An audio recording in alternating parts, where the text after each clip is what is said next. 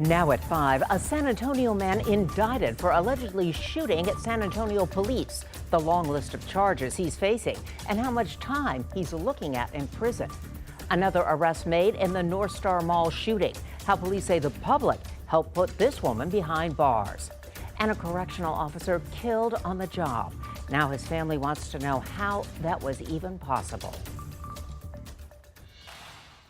Our top story now at 5. Texas lawmakers are signing off on several immigration bills, but Democrats are pushing back, saying they are anti-immigration and Texas does not have the authority to enforce immigration laws. Senate Bill 3 would allocate more than $1.5 billion toward the border wall. The State House of Representatives has approved that bill, and the next stop is the Senate, which has already approved it.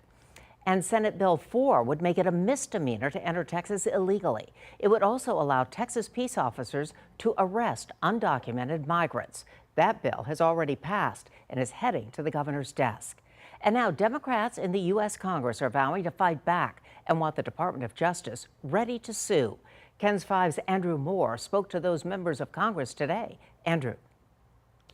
Yeah, Democrats say the money spent on Texas's new border wall could be spent on other things, but they have even more problems with the other bill that would attempt to make undocumented migrants leave Texas. Here's what state Republicans are trying to do and why Democrats, advocates, and the ACLU are trying to stop them.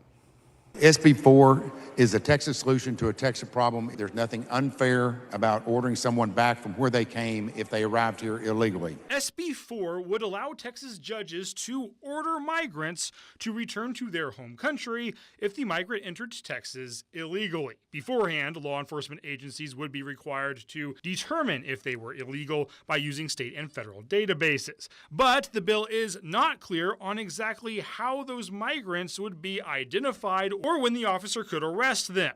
That has national lawmakers fearing the worst. This turns every law enforcement officer in the state of Texas into an immigration officer.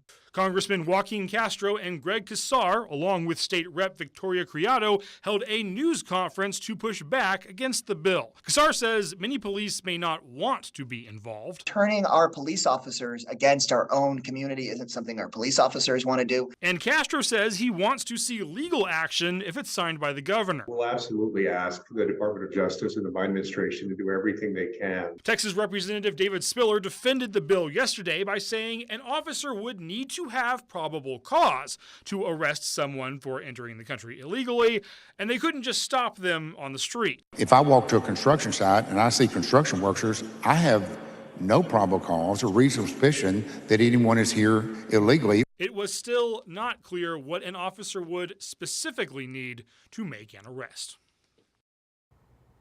And if that bill is signed by Governor Abbott, it would become law in about 3 months after the current special session ends. The ACLU has already pledged to sue Texas if the governor signs it. Deborah? All right, Andrew.